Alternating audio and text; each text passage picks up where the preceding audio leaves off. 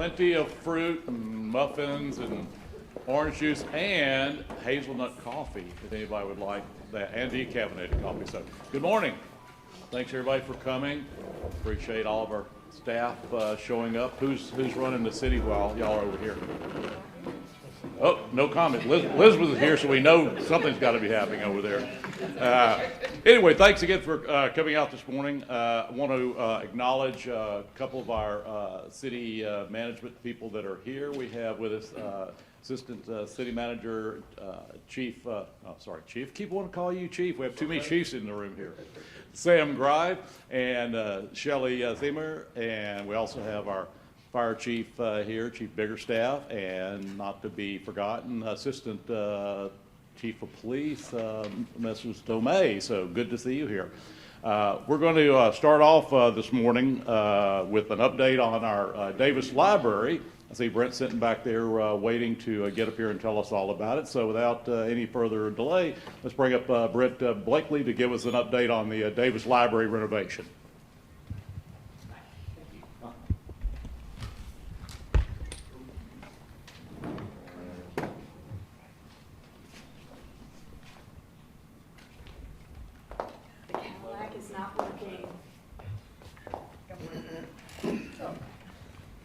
I'm here to announce that the Davis Library is opening on May 15th at 1 p.m. The mayor's going to do a ribbon cutting for us. We have activities planned for the entire day. We will have giant bubbles, great pleasure. We will have Lego engineering, 3D printing. We will have STEAM Kit activities. And a variety of other things, some activities for people to take home, tours of the library, and you'll have the opportunity to see the great new Davis Library. Yep. So we have the new children's space. We're going to have nice seating. We've almost tripled the space. It's about 7,200 square feet. We have a dedicated program room. We have interactive play space, which will be really nice for the families. And it's a great opportunity for them to work with their children, to develop their social skills, and to begin their literacy learning process. We have updated spaces. This is our new program room that's going to be available to the public to be rented. We will have screens on both ends of the room. It can hold up to 200 people. We'll have tables that you can also use. The room can also be divided. There's a nice sound barrier that will go across the room, so it could be, if you don't need a space for 200 people, you can have a smaller space. We'll have added additional spaces. This is our new study space that we're really excited about in the joint use building. We have added 9 study rooms. One of those will be a completely quiet space for individual study. And we'll have table seating out in the middle of the space with 36 tables. We're really excited about this space. One of the great uses of the Davis Library has been by our teen population to study in groups. And having this available space will be really exciting for them to have a place that's basically a giant study hall. And it's also available for everybody else. It's not just for the teens. The quiet study spaces would be great if you need a small meeting space. To use that for those meetings.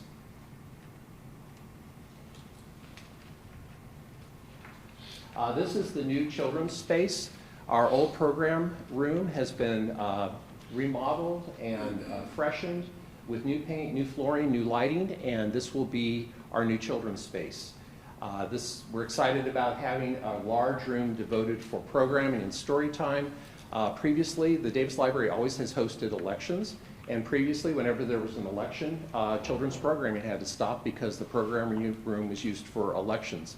We now will be able to have continuous programming for children year-round and still host elections. That giant new program room is designed with the doors, the way we've placed them, so that we can host a pass-through process for elections, and we're excited about that coming up too.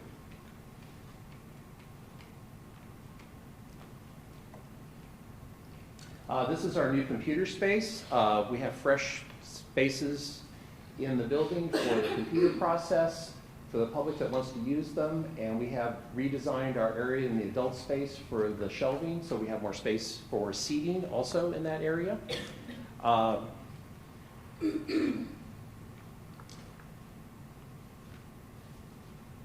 This will show you a little bit of the new entrance into the children's area. It's this space right here. We have a nice wide door now that we built it so that parents that have double wide strollers, thank you, double wide strollers can both go through at the same time. The last one was sort of a stop at the door and change places as you pass through. And having a 10-foot door is a real plus for us in the children's space. And this is a look into our children's space. We have put a glass wall all the way around the children's area, so that will help keep the noise in the children's space. And we have added 4-foot aisles for those people that have a stroller. When they come into the library, they can easily get up and down the aisle and people can go by them. And having the 4-foot aisles is, we were open for a brief time in November, and we had very, very positive comments from the public about having the space so that multiple people can be in the aisle simultaneously studying or looking for books that they want to use to take home to read with their children. So this is the real plus for the library. We're very excited about that space too. And that's it for me. If anyone has questions? Yes, sir. One is, our neighbor Whiffletree is directly adjacent to the library, so I know our neighbor's going to be very excited about having the library back, so thank you very much. Question, how much, and I understand that you expanded some of the library facilities into the building next door? Yes. The formerly neighborhood services? Yes. The police substation is? Yes. What facilities or what activities are in that building as opposed to the main library building? That is where we put the study rooms and the large study space, and we moved the staff space out of the library so we could have the enlarged public program room. And so that's what went there. And we also will be working with our partners in the building, the police department. They very nicely have allowed us to put tables in the lobby so we can use that area also. And that's going to be a plus for us to have that additional space. And something I wanted to mention at the very beginning that I forgot, I want to thank the Parks Department for the beautiful job they did enhancing the landscape and adding fresh irrigation to the surrounding park area. It looks great. We've added sidewalks where we've needed sidewalks for years, and they did an outstanding job. So it was very much appreciated. It makes the approach to the building look beautiful, and then you get to come into the nice new building. So thank you, Parks. Any other questions? Yes, sir. With the expanded space, has there been any change in the staffing for that library facility? We got a couple of new people. So, yeah. And, you know, as we go through it, we'll see how it works. And, but I think we have adequate staffing. And number of just the adult books, is that increase or does that remain unchanged from what you had before? The adult collection is about the same that it was before. Okay. We're really focusing on the children's area right at the present time because that was an area there where we had demand that was greater than we had space available to serve the community. And the adults collection will be the same. We're working a little bit with our world language collection because that's been growing really quickly to make sure that we have adequate materials there for the community. Other questions? Thank you very much for doing that. I'm looking forward to welcoming you to the library when we get it open. It's going to be very exciting. May 15th, 1 p.m. We have a lot of activities for the next couple weeks, and then summer reading kickoff starts on June 4th. So, hope to see everybody there.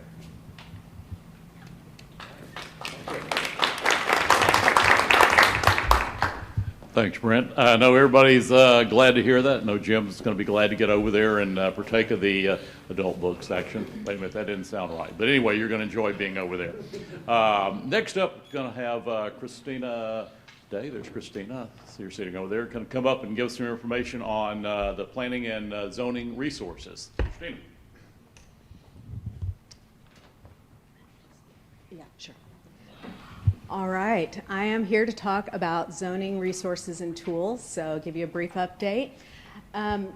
We have, as many of you are probably aware, limited undeveloped land in Plano, so that creates for some interesting zoning cases that we have and demand for zoning and rezoning areas because most of the zoning dates back to the 80s and 90s, if not earlier, and may not exactly align with the market as to what developers are wanting to do. So currently we have 2,100 acres, and you'll see last year we had 116 of the undeveloped acres in Plano developed. So on the next slide, you can see how residential development has been influenced over time. We really hit our peak in the late 1990s. We were developing a lot of residential at that time, and then you can see we've really hit, we're kind of matching a all-time low, kind of equal to the Great Recession in the last year with very limited permits. We're currently housing distribution at 63% single family, 37% multifamily. So this is what zoning looked like last year in Plano. You can see where we had applications. Normally we have a fairly broad distribution across the city.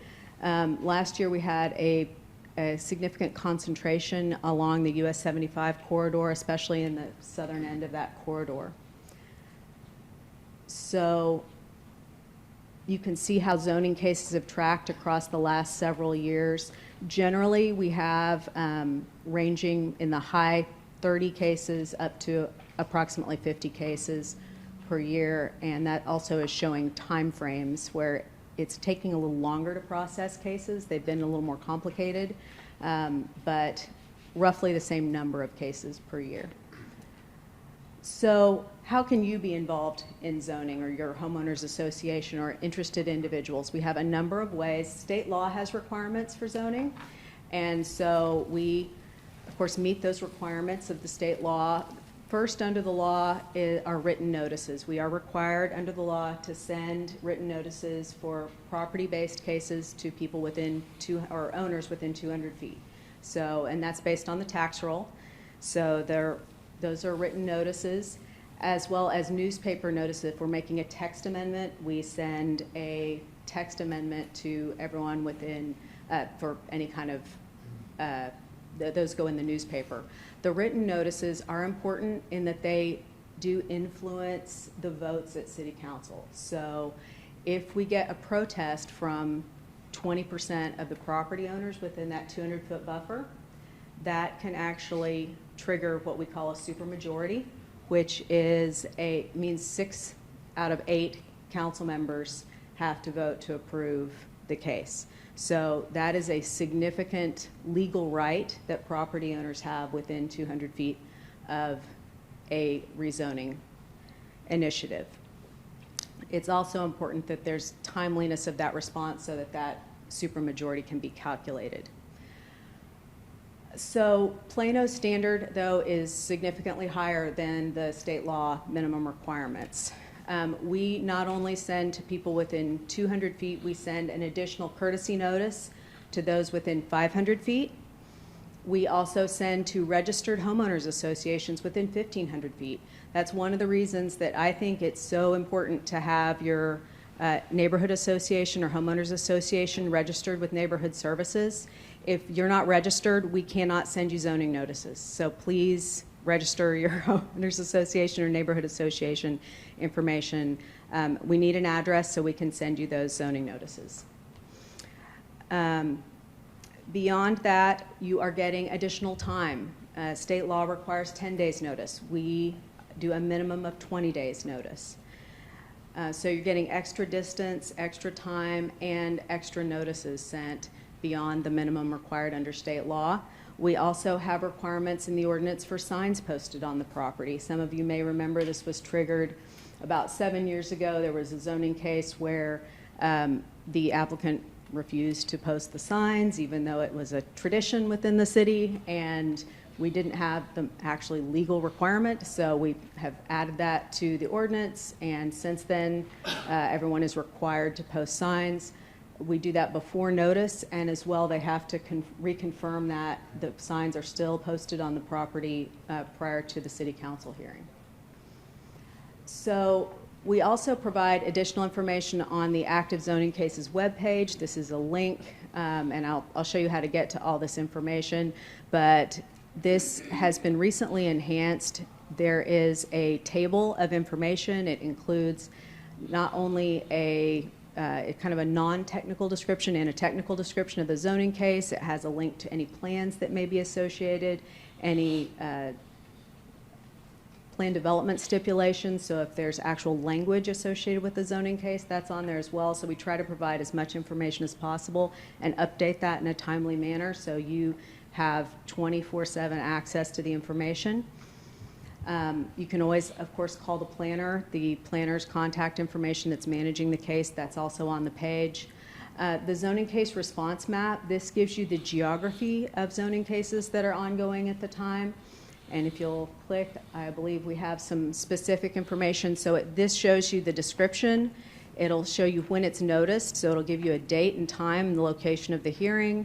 And then the next click, you'll see it'll give you the opportunity to respond. We note on the map, if you add an address, it'll show whether you've registered in favor, neutral, or opposed.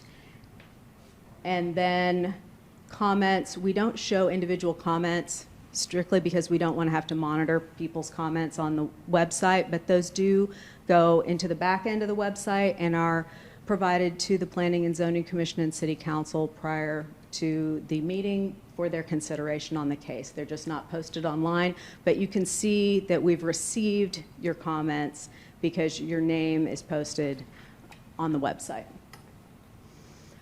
So 2 more things. There is a map of zoning and recent development activities. So if you're driving through town, see some construction activity and wondering what's going on, there's a good chance it will be on the recent development activity map. You can check that out. It'll give you a contact information. You can call the planner and say, hey, looks like a restaurant's going in here. Do you know what that might be? So we have that contact information, as well as City of Plano newsletter. Our city news also has links at the bottom every time to zoning, so you can keep up that way as well. Finally, we have the new zoning case alert system. I brought these little flyers with a QR code, so you can hopefully take these back to your neighborhoods and give people easy access to sign up for zoning case alerts. This is a new thing that we have just in the last few months, and it's really a kind of what I think of as a 3-step process. You put in your contact information, then you select what zip codes you'd like to be alerted to. So you can pick, one, the place where you live, or you could pick the whole city if you wanted to. It's totally up to you how much information you want. You submit that information, and then you'll start receiving emails at the email address you've registered for, and we will send you alerts as to when new zoning cases are submitted. So hopefully that is useful to you. All this information is available at the city's website. You can go to the planning department page directly, or just link through the city's main page and go to departments. There are these buttons on the planning department's page that get you to most of the information that I've talked about today. And that's all I have. I'm available for questions. Yes, sir. That automated comment facility where you put in comments, that would seem to be extremely helpful. As I recall, in the past, comments that were submitted on paper were then scanned and put as part of the council's agenda packet. Mm-hmm. So these comments will then be provided as part of that agenda packet for the council as well, which is then available for the general public, yes? That is right. We have 2 sort of separate processes. All the letters that are sent are scanned and are put in. Anything that's received prior to the meeting is included in the packet for P&Z. Council gets a separate packet with letters, so it's not actually posted in the council packet. That's a separate communication with City Council. So if something's submitted prior to P&Z, it is posted online. Council gets a separate communication with that information, but they do receive the information. Thank you. All right, thank you. Thanks, Christina. That was a great job. And if anybody hasn't checked out the planning page. I had occasion going there the other day to look up something, and I'm telling you, it really is easy to use, because if I can find it, anybody can find it. So go on there and check it out. Next up, a lot of you may have noticed, if you're out driving around, we have some new pedestrian safety signs that have been put up. So we've asked Assistant Chief of Police Sandra Tomeo to come up and give us a little bit more information about it. So, Chief.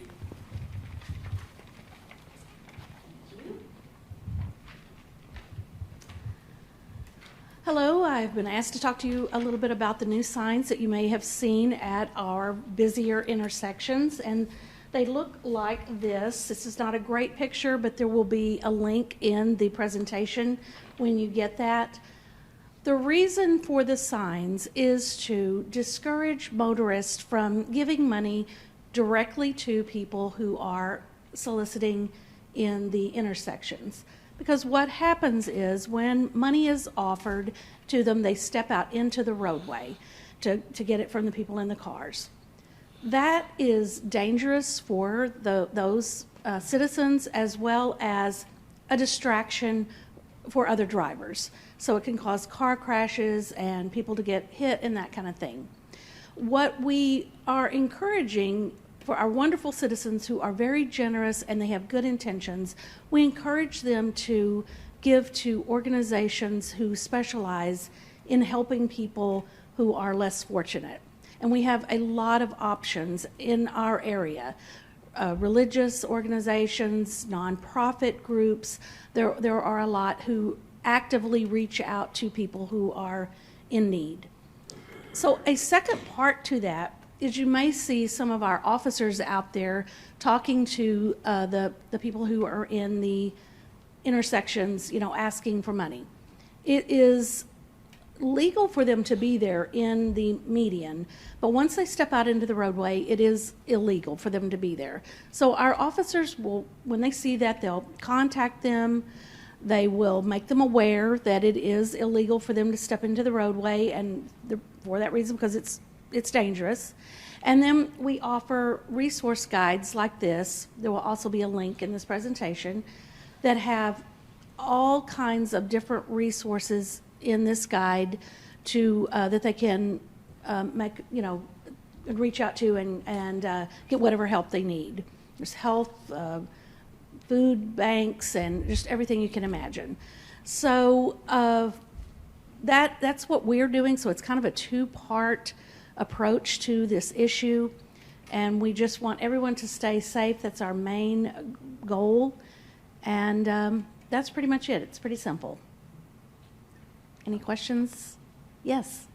Yes, I know the city of Dallas is considering some additional safety measures, such as not allowing people to loiter in medians less than 12 feet wide, so forth.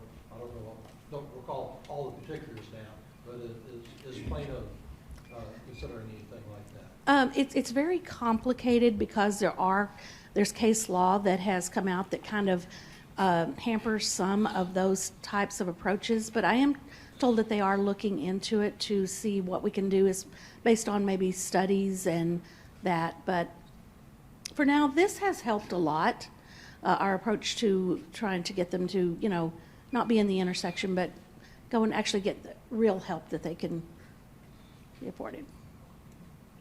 Anyone else? Yes? So just clarificate, the signage program, is that maybe it doesn't make a lot of sense, is that a Plano PD program, or is that a Public Works, or you work? No, it's a city of Plano. The city of Plano decided to put the signs up at the intersections. So, Okay, yes. At the suggestion of Plano PD? Yes.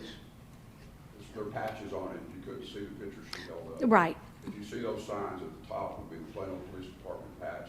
And it is, obviously their job to keep motorists and pedestrians safe. So Right. while our Public Works is the one installing them, the impetus behind it is the police department. Because we're trying to get everyone to be aware. So that was the reason. Great idea. Good, Of good. course, if I might, just quick clarification of the illegality. So if if someone is soliciting and they're standing on the median, that's okay? Yes. As soon as they step off the curb, then it's illegal? Well, Is what you're that telling me? violates a state law as far as pedestrians in the roadway at an intersection, and there's certain state laws that would apply anyway. It doesn't have anything to do with solicitation. But that is just that, you know, they're supposed to cross at a crosswalk. There's different laws that apply to people in the roadway. Thank you. Anything else? All right, thank you.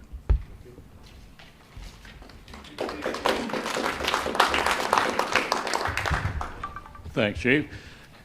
Now, did anybody here participate in the listening tours that we did? Okay, great, Jim, thanks for participating there. So what we're going to do next, we're going to ask Elizabeth Johnson, who is the assistant to our city manager, Mark Israelson, to come up and give us some information on what we found out. Elizabeth?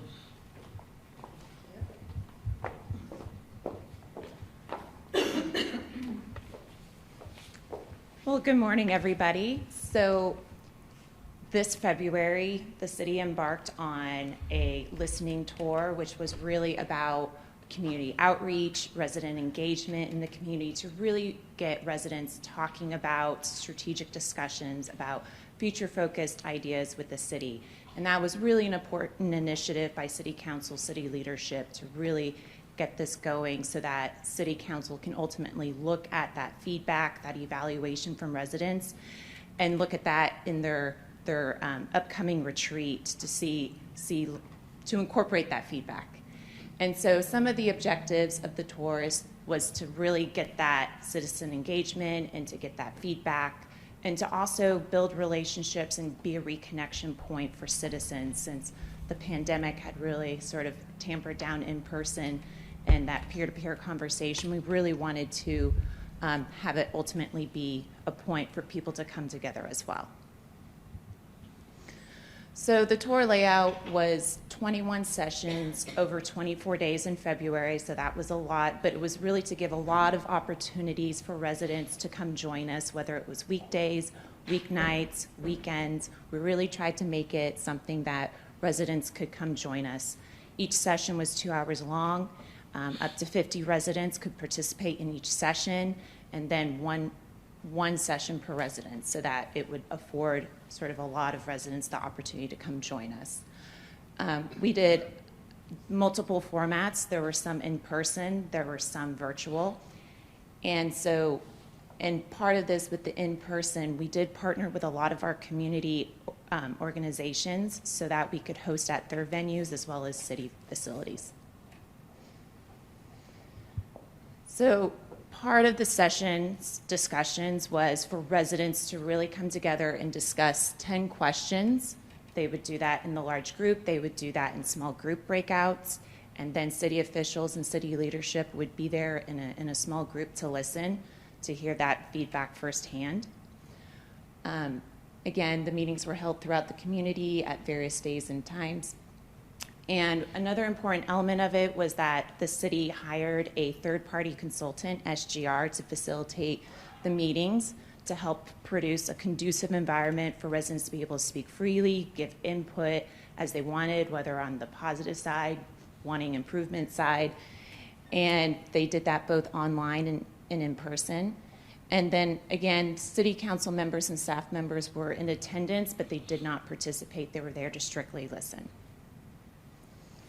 So this is a map showing the in-person locations that residents could use to sign up and just know what was the closest venue for the in-person.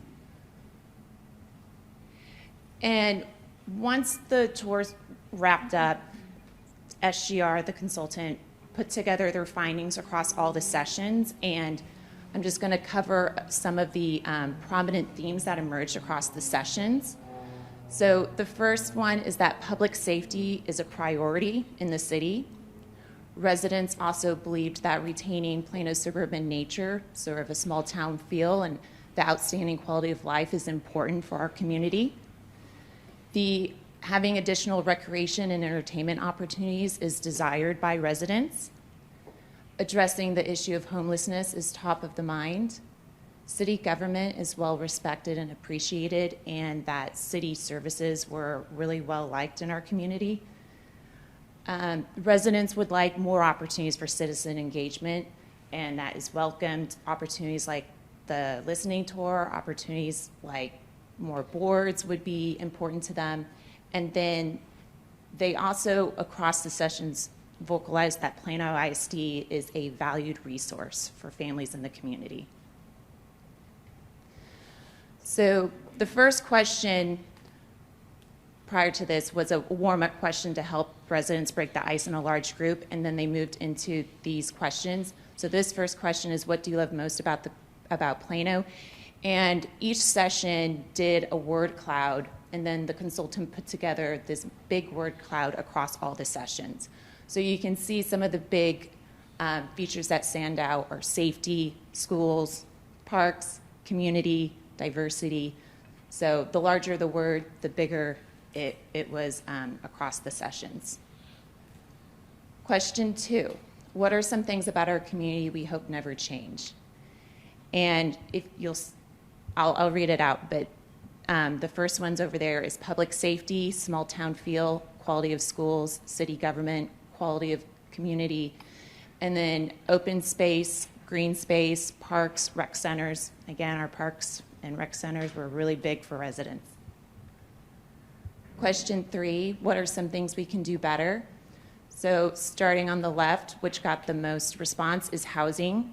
So whether that's affordable housing, housing for seniors, housing just overall in general was a big item. Then moving on, it's environmental and incorporating like the Live Green initiatives. Then there's roads, including maintenance, then beautification, community support, believed homelessness, and then amenities and entertainment were some things that we could do better. Question 4, what kind of reputation do we want to have as a community? Again, a lot of residents said safety. Safety was big. Quality of life was also important. They also want us to be looked upon as being a diverse community, of being an inclusive community. They also believe our partnership with the schools and having good schools is important. And then coming up is also then that suburban small town feel we get again, and then also being welcoming to business. That was something else that residents across sessions believed was important. Question 5, what are some of the pressing needs of the community that we should address? So at the top of the list was homelessness services, being able to address the homeless issue, the aging population and needs associated with them. The roads and traffic was also important to them. Looking at zoning and development in regards to having and retaining that small town feel. The community places and recreation and entertainment were things that citizens want the city to be able to look at and think about and incorporate more of. And then infrastructure, education, and improving mental health services were at the top. Question 6, how can we set the kind of example that will inspire others to work with us for the good of the community? So first and foremost, when it's what's us in this case, it's really the city, it's city council, what can we do? And so citizens desired resident engagement from us, finding ways to engage the community more, providing more ways of communicating to the community, communicating to the residents. Authentically unified and cohesive, so having a more unified voice to the community, finding more partnerships and ways to collaborate with community partners, supporting and representing Plano on a larger scale, transparency, and then council accessibility and engagement. So they'd like for council to be some more engaged. Question 7, what are some things hindering us from working together more effectively? And the consultant clarified that us is more the community, the residents, what can they be doing to be working more together effectively with the city? And some of the things they communicated across the sessions in general were there was a lack of common ground amongst residents. There was a lack of communication that they felt a need to be able to overcome. they felt there was a high barrier for citizen engagement, and on the part of residents, there could be lack of interest or apathy. Residents have busy lives. Sometimes it's hard to be able to come and join the city on things. Residents felt a bit disconnected. They felt not heard. And then sometimes they felt defeated. So there were some feelings of that to be able to look at, to be able to see how can we engage and do better. Question 8 is 10 years from now, what would we like our community to be or have that we don't have right now? And so the top of the list is entertainment and recreation opportunities. So there was some talks about festivals and things that really get the citizens out to the community, that get other people in the region coming to Plano. So something that really sets us apart, that really engages us in the community so people want to come here. Then secondly, there's environmental. So again, some of the common themes reoccurring in some of these questions: public transportation, biking and walkability, improve the quality of life, refreshing all parts of Plano, citizen engagement, and planned growth in infrastructure. So then the last question they answered was, what do you love most about Plano? And again, it was one of the word clouds, which was interactive, so they could see what was popping up at their session. And then this, again, is the cumulative effect of all the sessions together. So, you know, you can see community, safe, friendly, schools. I won't go into all of them, but there's a lot of really good things and good words that people felt very strongly about in our community, which is great to see. So next steps with the listening tour, the consultant did look at all the feedback and they put together their report and findings. They presented those findings to council earlier this month. There is a copy of that recording and then a copy of their report on the website that was also emailed to participants. It'll be going out in different city communications and the newsletters and over social media so people can really take a deeper dive into it. And then, most importantly, City Council will decide how to incorporate and utilize that tour's feedback in their upcoming strategic retreat and sort of what the direction will be of future tour findings. So, thank you. And are there any questions? Yeah. Were there any shocks from that either the City Council or people, you know, somewhere at the department head sat there and said, wow, I didn't expect that as a response? The consultant mentioned that the affinity for city services, how well people looked at the city and the positivity that the city garnered for a lot of people talked about the customer service the city provided. That was surprising to him, and also the homelessness, that coming up so much was surprising to him. So I would say those two were probably the biggest that I had heard, but council, I'm sure, will be able to look at these findings and they'll be discussing it, so they might be able to speak more to that later. Yes? From a neighborhood's perspective, one of the things that we tend to emphasize and put some energy into is under a category called beautification. Any thoughts on how that either was or was not reflected in results from this listening activity? Sort of the category of beautification? Right. How that might have been reflected in some of the other things. It was, and those were just the top results. And that was what we looked at, but there's a deeper dive into the consultant's report where you'll see some of those things about redeveloping or looking at how to beautify certain areas of Plano, or the medians were talked about, you know, different development, like the retail four corners came up. There's different things that came up, working with neighborhoods to help with their areas. So it came up in multiple ways, and I think it's reflected when you look more into the consultant's actual report. I'll just add a comment. I did participate in one of the virtual sessions, and it was very well run. Facilitator who led it did a very good job, didn't push us or, you know, prod us in a certain direction, left it open, encouraged the discussion. The small group sessions were good, so it was very well run. They did a good job in terms of soliciting the inputs. Well, thank you for participating.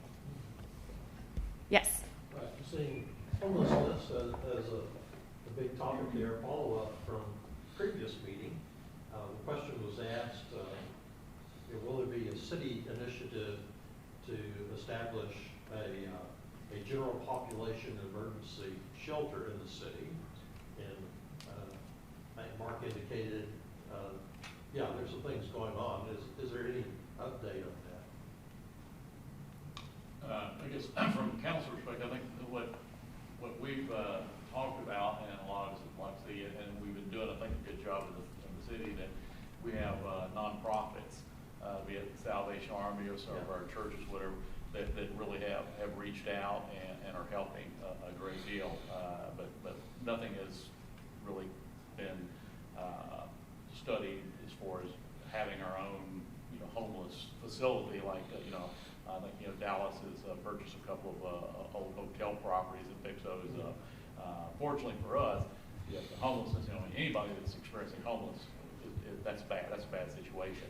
But as far as an overall issue, we're fortunate that it's not a real heavy problem in Plano right now, but we are aware of it, and we certainly want to try to do what we can do with public-private partnerships to alleviate some of those problems. The biggest thing I think that we did a really good job on was taking funds that we have received from the federal government and provide rental assistance. That was a big thing, because what we know is if you can prevent someone from being homeless, chances are they're not going to be homeless. And that was one thing. The problem we've got now is those funds are going to be pretty much depleted by the first part of summer, so we'll be looking at other options like that. But nothing yet as far as doing a physical plan to take care of homeless. Yeah, we're doing a good job with sort of niches, and we're relying on larger communities, Yep. Dallas and others. Anyhow, interesting to see that was a high concern. It was interesting that people, and I think a lot of that has to do also, as we talked about with the panhandling that started to be more prolific, and that people will associate that with homelessness, and that gets you thinking about it. Yeah. Helping us think about that. Yep. Yeah. All right, good. Thanks. All right, thank you.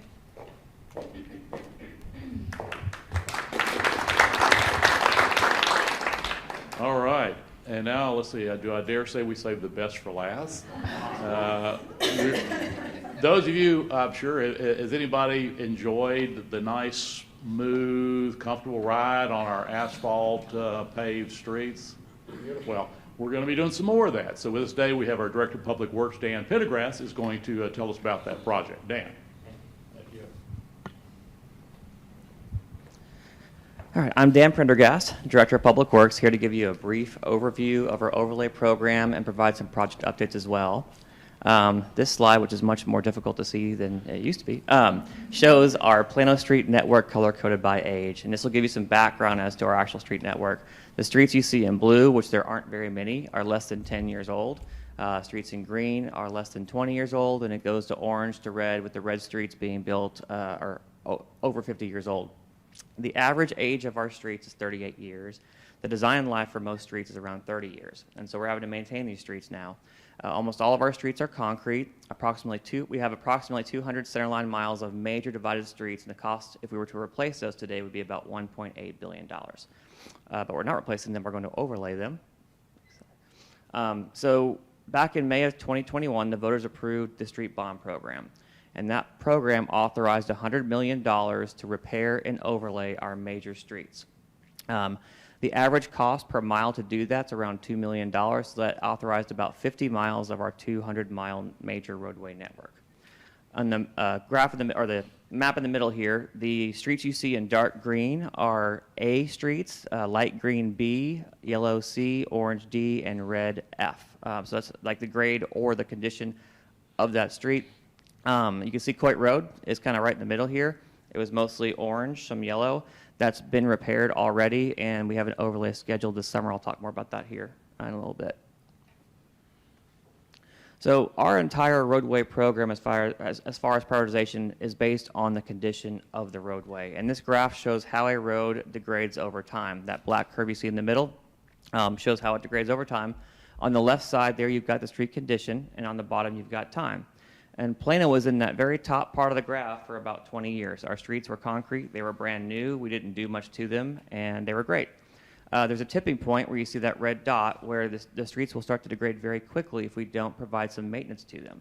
And so streets that are in good condition, we do preventative maintenance to help extend that condition out further. Streets that are poorer, like fair or poor, we rehab, and you can do that multiple times to help extend the life of the pavement system well beyond that 30-year line. Once it goes down to failed, the only cost-effective method is to rebuild the entire street, but that's a lot more costly than doing maintenance. And I'll show you why on the next slide. So this shows a comparison of replacement versus repair. And this is a 1 mile major street, so Coit Road. 1 mile of major street replacement costs about $12 million today versus about $2 million to repair and overlay that same street per mile.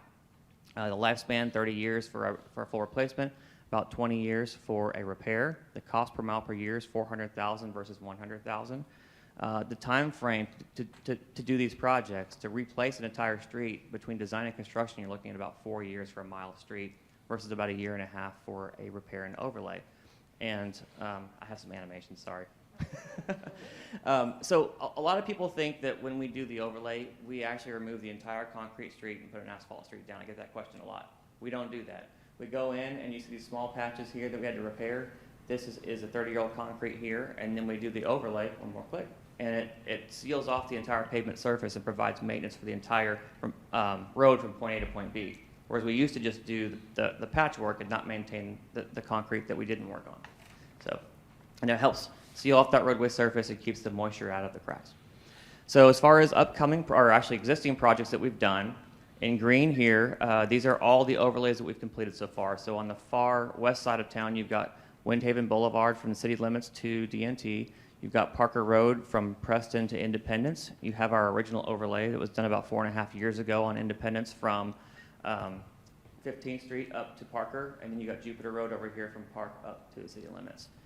This summer, we've already bid Legacy Drive from Custer to 75 up there on the right side. That came in below budget.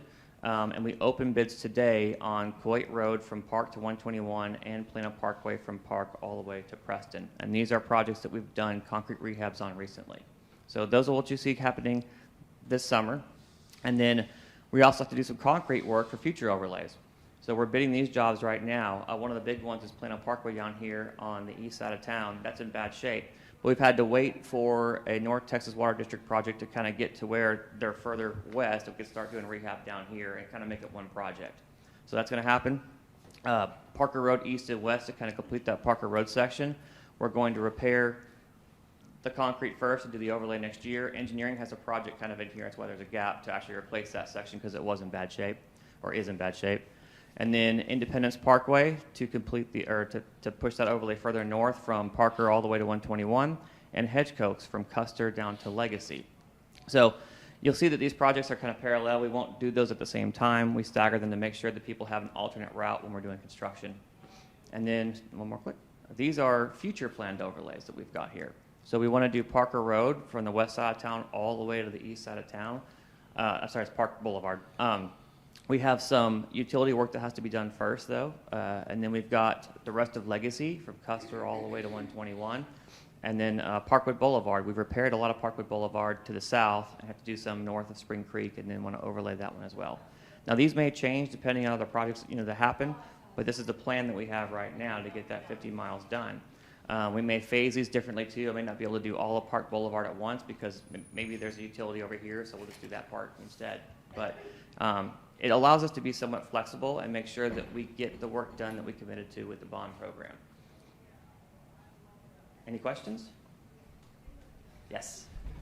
Specifically on that previous slide, the legacy from, or out to the tollway, everything on that slide, is that part of your 50 miles, your bond? Yeah, and it's actually a little more because some of the earlier projects like Independence, Parker, and Windhaven weren't part of the bond program. They were done before that. So it's about 60 miles. Okay, so looking potentially forward, those yellow roads in there? What kind of a time frame would you expect for those to be completed if they remain in the project? So Parkwood Boulevard, since we've already repaired Parkwood from Plano Parkway up to about Parker, I believe, has some repair to do up here. So you're looking at probably 1 to 2 years for that. Park Boulevard, we have some old water main that we have to replace along here as well. And sometimes that's a challenge because we have a water budget, we have a street budget, we have a sewer budget, and you may not have enough on the water budget to get it done next year, so it slides because of that. So there's a lot of different factors that go into how we prioritize these projects. We're pushing the water project for Park Boulevard for next year to be able to get that done and then start the concrete repair. In addition, if we were to do this as one project, it would take them 3 years to do all the concrete repairs. So what we've done, like on Parker here, is split it up into 2 projects on opposite sides of the town, so most people won't see that construction project all the way through and get that work done twice as fast. Specifically, if I might, Sure. Legacy going up to the tollway, what would your expectation be for that? I would say we want to get hedge coats done first, so you're looking at probably 1.5 to 2 years. Okay, thank you. Mhm. Dan, when you do the overlay, what's the life expectancy that lasts? So the overlay, we think we can get about 15 to 20 years on. We actually, on the bonds, we pay off those bonds for the overlay faster than we do for the concrete pavement, because the concrete pavement will last 20 years and it's a 20-year bond. So we keep track of what we're doing on the overlay and the concrete. So it gives us the ability, if we want to go through and refresh the overlay, we can do it faster and get a much better service again over 10 or 15 years. The cost of the overlay per mile is about $500,000 versus the concrete's about $1.5 million per mile. Thank you. Mm-hmm. All right. Thank you. Good job.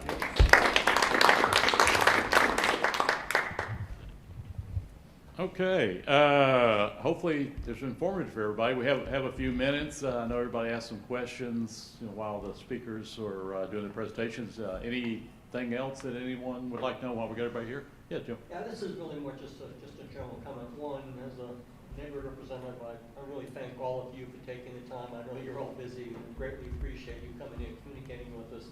And we will pass, I'm going to pass this all information along to our neighborhood to keep them updated and refer them to the websites as well. But just another general comment. I've been a resident of Plano now for 31 years. And over the 31 years, I've interacted with a multitude of departments at a multitude of different levels, from the entry-level phone call to even some of you I've been interacting with on email. And key point I want to make is that every single person, without exception, that I've dealt with is highly trained, is professional, caring, and wants to solve the problem. So I applaud all of you for the work that you do in terms of having such a fantastic workforce in the city that's highly responsive to all the calls and interactions that we have. I've not had one situation that I've hung up my phone and said, well, as a typical government employee, every single person I've dealt with cares, is well-trained, knows where to get the information. It doesn't have the information at their fingertip right there. It says, I will contact the person who does, and that person gets back to me within a very reasonable period of time. So again, I applaud all of you and also other department managers who are here for the fantastic work you do in hiring and training your people, because you've done a great job, and I thank you. Great, thanks. Glad to hear that. I know everybody here is glad to hear that too, because they're all appreciating it. And I will tell you, our city manager, Mark Isherson, wasn't able to be with us today. Something else that had come up, but good leadership starts with leadership at the top. I always say when I get a chance, is one of the best decisions that we as council made, and one of the easiest ones, I guess, that we made was appointing Mark and hiring Mark as a city manager. And I think that's his leadership and his expertise is evidenced by all the good folks that are here with us today. So I'm really glad to hear that. Thank you. Anything else?